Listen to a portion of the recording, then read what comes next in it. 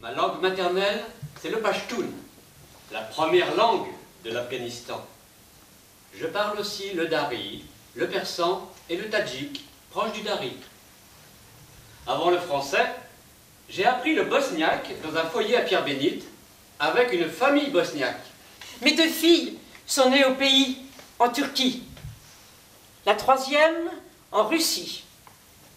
Mon fils, lui, est né en France. Je me disais, à quoi ça sert? Et mon père me répétait, autant de langues tu attrapes, autant de cultures tu connais.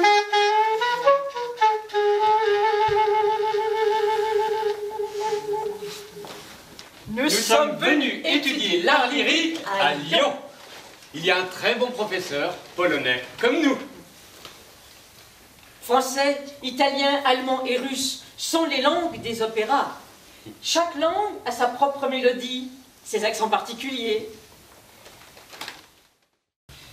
Moi, je travaillais dans une entreprise de Villeurbanne. Je comprenais ce qu'on me disait, je ne pouvais pas répondre. Ça m'énervait.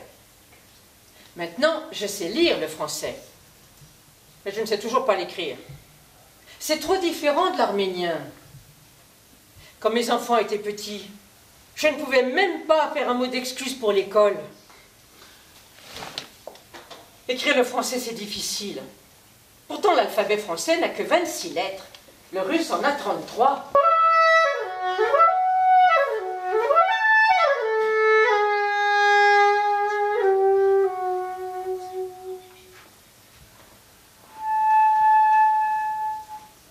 Quand on me demande d'écrire au tableau, j'ai froid aux mains, aux pieds. Assise, je comprends, mais debout, non. Un jour, j'ai amené un groupe de femmes dans le métro. Je me retourne, personne. Elles étaient toutes bloquées devant l'escalator. Une dame cambodgienne rêvait de prendre le bus toute seule. Alors on s'est entraîné. Puis elle est montée dans le bus, mais n'a pas su où descendre. Elle est restée toute la journée cachée au fond du bus. À la fin de son service, le chauffeur l'a découverte. Voyant sa peur, il lui a demandé ses papiers pour voir son adresse. Et il l'a ramenée chez elle, en bus.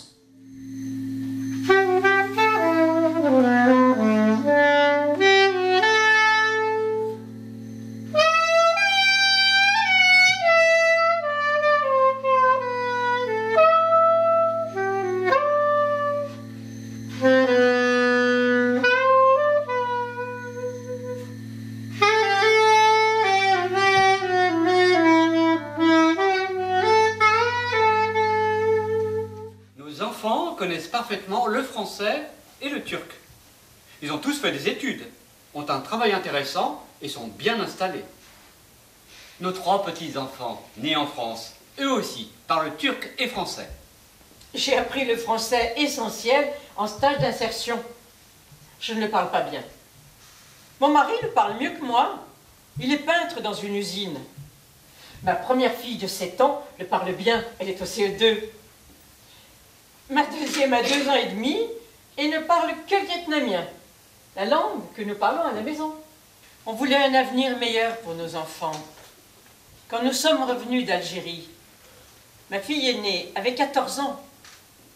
Bien qu'elle ait connu l'arabisation, elle a eu le bac avec mention bien. Aujourd'hui, 4e année de médecine. Le second est en biologie. Nous avons une fille en seconde et 2 jumeaux au collège.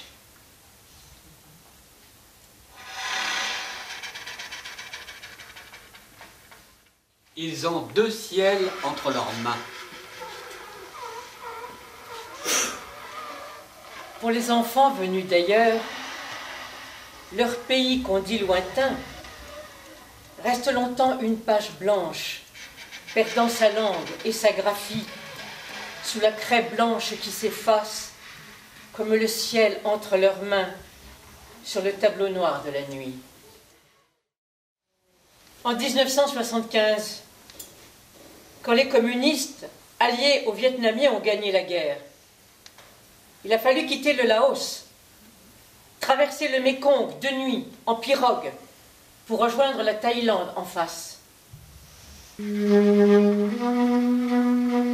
suis arrivé le 26 octobre 2002 à Sangatte. 6 mois de voyage, en bateau, en camion, la nuit, je ne sais plus par où je suis passé. Sans documents, c'est très dur. Je viens de Sorobi, un petit village à 70 km de Kaboul. Pendant le communisme, tout le monde travaillait dans ma famille. Et puis il y a eu les guerres, les moudjahidines contre le gouvernement, contre les Russes. Pourquoi faites-vous de Massoud un héros? Il faudra m'expliquer.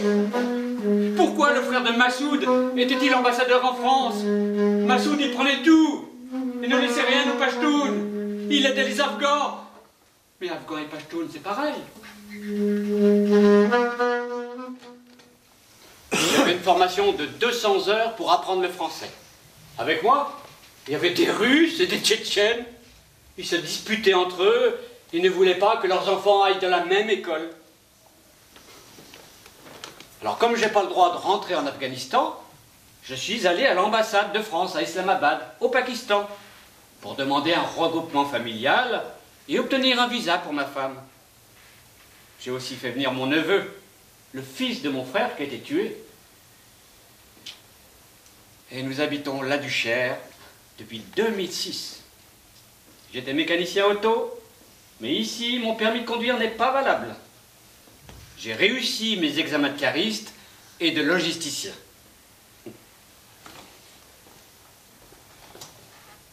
À Noël, on a eu un petit garçon. On est très heureux. Je suis réfugié politique depuis 25 ans.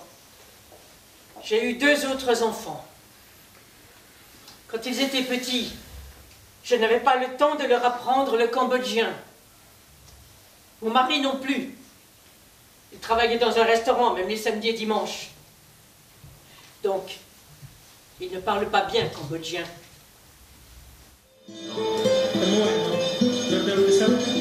Je m'appelle Sifoun, je suis vietnamienne, j'ai 20 ans.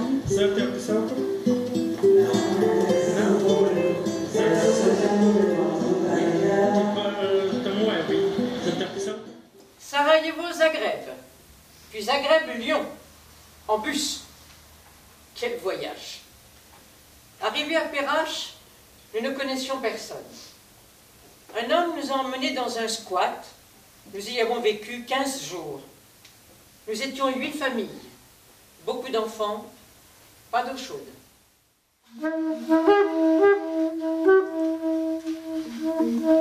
Au début en France, c'était pas le bonheur. La misère, loin des parents, sans amis. Et pour se faire des amis, il faut pas être méfiante. Plus rien n'allait. Les démarches, les manières d'être, impossible de me faire comprendre à cause de l'accent. Pour obtenir le visa nécessaire, il faut, à l'ambassade de France, passer devant un jury qui estime si notre français est suffisant. Bon, je connaissais Victor Hugo, Balzac, Maupassant, mais en chinois. La Duchère est devenue ma seconde famille. Je m'y sens vraiment chez moi. J'ai même donné des cours de calligraphie chinoise à la bibliothèque.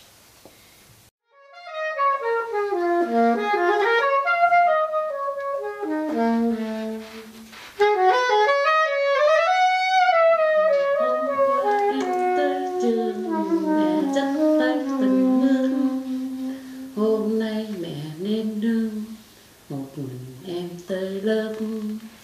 Trường của em bé bé nằm giữa rừng cây. Nous n'oublions pas la langue de nos parents. Ces langues ont bercé notre enfance et continuent de nourrir notre mémoire et nos rêves. Arménien. Turc, français, Allemand. irlandais, Arabe. Berbère. Sonraki Bobby Ali Ridi. Bambara. Bedahan Bargerefto Mu Ali. بعد درختی نشست در راه که از آن گذشت نگاه